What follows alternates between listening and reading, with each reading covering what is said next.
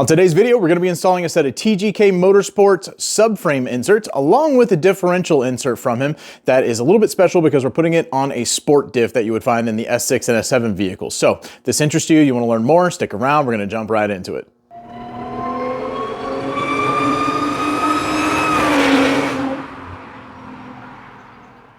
Hello everybody, welcome back to the channel. As always, I'm Cameron and this is Audi C7 Owners, and this is another DIY video for you. Shouldn't be too terribly long, but we've got Tyler from Void Carbon's Audi S7 in the garage getting a complete overhaul. We should have a really cool video on that. It's an awesome project that we're right here in the middle of, right before Alpine Bulks Fair.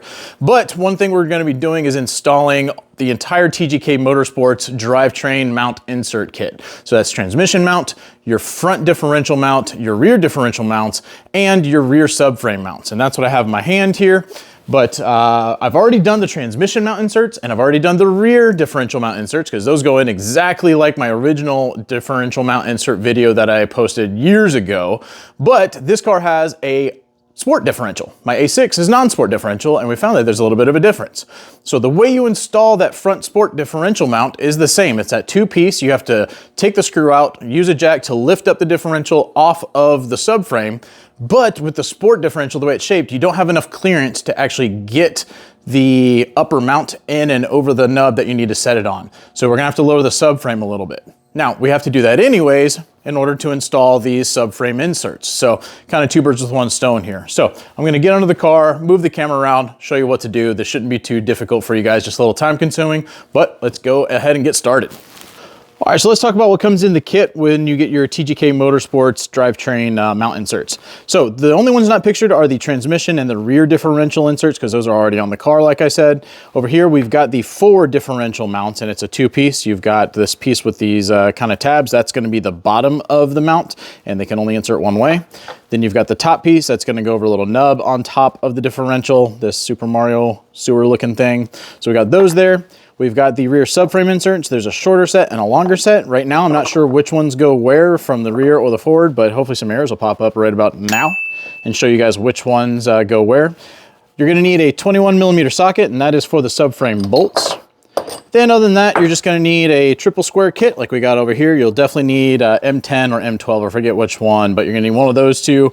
You're gonna need your typical socket wrenches, maybe some extensions, 10mm socket just to get underbody panels off, which they're already off the car. You'll be able to see which ones here in a moment that you have to remove to access the subframe. But yeah, gonna go and relocate under the car. The last thing you're gonna need that I almost forgot about is some kind of lubricant, some spray lubricant for the inserts. That'll just help them go into the frame or the mounts a little bit better. But yeah, I will have links to the kit down below if you're curious. So check that out if you want to get these for your car. But I'm gonna relocate, move the camera down there with me, and we'll get started on this. Almost forgot to mention this. Before we lower the subframe, let's talk about alignment. If you lower and mess around with the subframe a whole lot, it could mess up your alignment a little bit. But if you, when it comes to doing the differential, if you only lower the front two mounts or bolts of the subframe down together and then put them back together, it should keep alignment. So don't go from side to side, do front, then rear. That way everything stays in line and you should be good on your alignment. But otherwise, if you get in the car and it feels weird, go get an alignment done and don't eat up your tires. Just to orient you guys, we are in the middle of the car looking backwards towards the rear. You can see I've got a piece of wood set on the differential with the jack to it. I don't have any pressure on it. I just got it set up there just to get ready. Now, this is the forward differential mount that we're gonna be working on right now. That is an M12. It should only be torqued to about 55 Newton meters, so let's see if we can break it off. There we go. So we've got that removed, and we are going to be using that bolt, so don't let it fly off anywhere that you lose it. Now what we have to do right now is go back out and lift up the differential, and we're going to lift it up till it's almost touching the top of the tunnel, but we don't want to put actually any pressure on the body of the car, because as we start to loosen the subframe bolts, we don't want the car to fall or anything like that. So just lift it up some. You don't have to go and put, you know, if you see the car start to lift up or the body start to move, back it off a little bit. So I'm going to go ahead and go do that, and then we're going to come back and reposition stuff to lower down the front of the subframe. We are right here near the rear tire on the driver's side, and this is going to be the same on both sides, but the rear subframe forward mounts we need to lower are accessible from just leaning on the side of the car. If we get underneath here, you can see it. It's that flanged bolt there. Once again, it's a 21 millimeter. You're gonna need a breaker bar to loosen it up. It's on there really tight. So I've already loosened that one. I'm gonna go do the other side. And then what we're gonna do is slowly, with our impact, back this bolt down and let the subframe start to sag a little bit. We don't need to come down all the way. We don't even need to remove the bolt fully for the differential mount here. We just need to get a little bit more access. So I'm gonna go ahead and knock that out, and then we'll see if we have enough room to get the differential mount insert over the upper nub on the differential.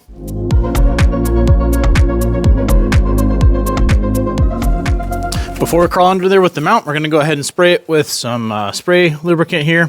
This one needs the outside lubricated a bit. Then this one definitely needs the inside lubricated to go over that nub, but we'll spray the whole thing down just in case. Gonna leave it on that napkin to slide under there so no dirt gets on those. That way I can grab them easily. And time to relocate back onto the car again. All right, so we're back under here by the differential. I'm gonna try and get a little angle here to where you can see what we're working with. You can kind of see that nub right there. I know it's dark, but you can kind of see the outline of it. That's what this mount's gonna go around. I'm not gonna be able to show you as I install it just because of restrictions here, but got the area here. So I've got the mount, and it goes with the skinny side down, and we're going to just reach in here and pop it over that. Okay, got that over, and you can feel with your fingers it'll be nice and flat with the actual surface of that nub. So we have that in. Before we put this one in, what we want to do is bring the subframe back up and then lower the differential back down so that doesn't move, and then we'll put in the bottom insert and torque it back up. We're back underneath the car after lowering the differential back down and tightening the subframe back up. I've got the other part of the TGK insert. Once again, there are these slots that these will line up into, and you push them up. That's why you want to lubricate it. Sorry for knocking the camera around. Tap it in there really good. It'll hold. Get your bolt. Thread it in there by hand for a bit. And then you can zip it in with your impact, but we're going to use a torque wrench. Oop, I better go the other way, huh?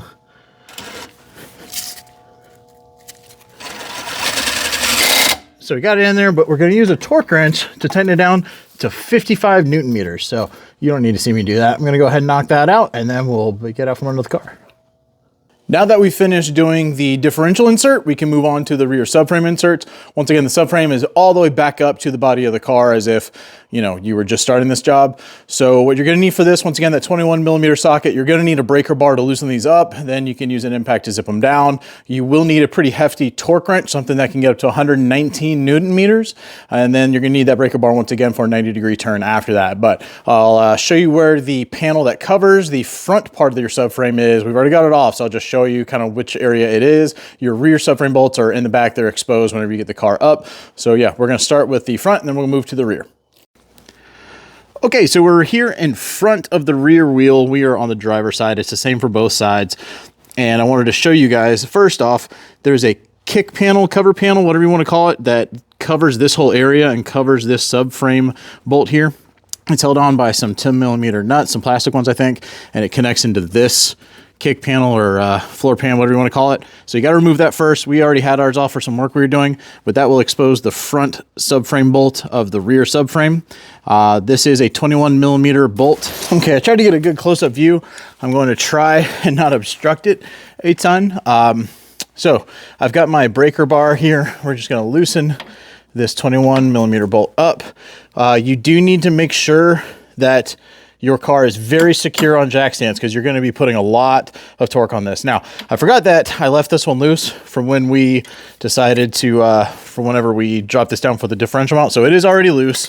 So I can take my socket and use the impact to bring this down.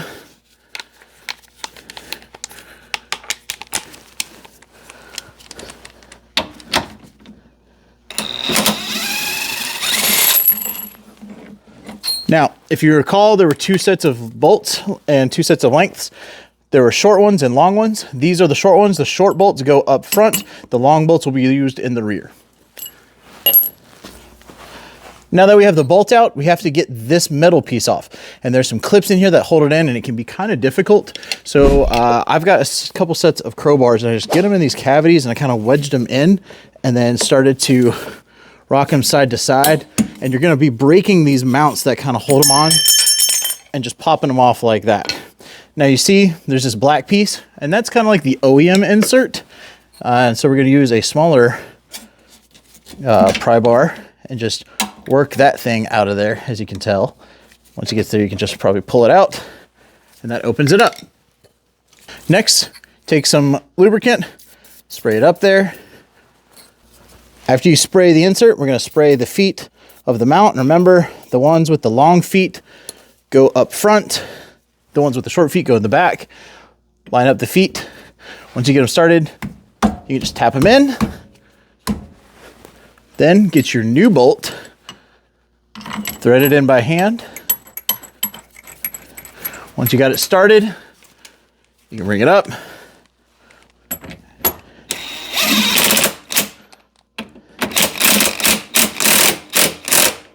And now it is time to torque it. Okay, so when you go to torque this down, you're going to need a pretty good torque wrench, but it is 119 Newton meters plus a 90-degree turn, and that's the stretch bolt part. That's what's gonna stretch that bolt out and really lock it in there. These are one-time use bolts.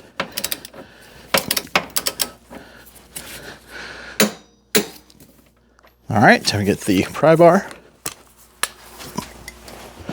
When it comes time to do the 90, you could use a marker, like a pen or something, to mark between the bolt and here and the mount to know exactly 90, but I'm just going to eyeball it.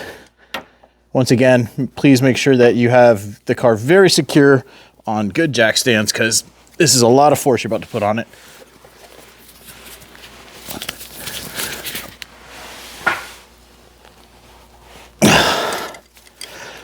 And you are done with the front subframe insert. The process for the rear subframe insert is the exact same, with just the difference that it is a longer bolt. The longer of the two size bolts goes in the rear. You have the shorter feet from TGK on their insert, as you can see here. And then instead of a 21 millimeter bolt, it is an 18 millimeter bolt. Now let me show you where it's located. As you can tell, I've just got it up on jack stands here. And if we get under it, hold on. Looking from the back of the car, and we have the exhaust drop down for some other work, but you can see it sitting right there behind the wheel well and the fender liners. Now the fender liner does kind of get in the way with the tools that I'm using, but I was still able to do it on that side. But it's the exact same process. Just bring that bolt down, pop off that metal cap. On this one, the OEM insert, instead of being black, is like an opaque white. Pop that out, then lubricate it, put the new mount in, zip it up, torque it down. 119 Newton meters plus a 90-degree turn. And there you have it, guys. That is how you install the TGK subframe mount insert kit, as well as the sport differential mount insert kit for the front part. If you need to see the video on how to do the other differential mounts, the ones in the rear, there's 2 of them, as well as the transmission insert, which is super simple. I've got a link to the DIY on that one that I did early on in my channel's career when I installed some Eurocode mounts. So check that out. There'll be links to the products below. TGK makes awesome stuff, especially for all you 4OT guys. If you have any questions about this video, leave them in the comments below. Please like and subscribe to the channel. Consider joining as a channel member. We got a lot of awesome perks there. And we'll see you guys in the next DIY video. Stick around for this S7 overhaul project. It is going to be awesome.